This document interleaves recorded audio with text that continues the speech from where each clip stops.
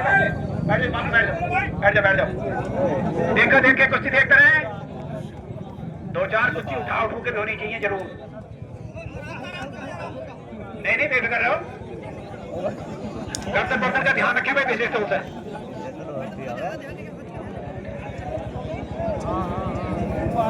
देखिए बोलने के लिए तो मैं ही बता रहा हूँ। कहीं बोतल पानी पी गया तुम मत बोलो, ताली बजाओ।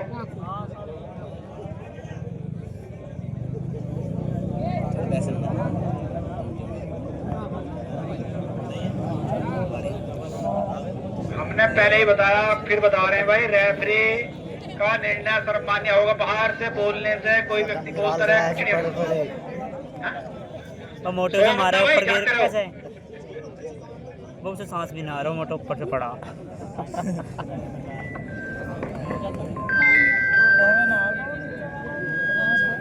अब भले से रांचे पर ऊपर वाला पड़ा ही।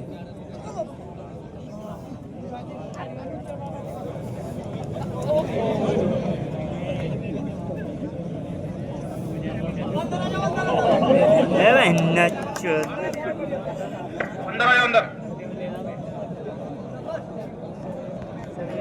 कुश्ती पूरी रिकॉर्ड हो गई। हाँ भाई कुश्ती बराबर के लिए जाएगी।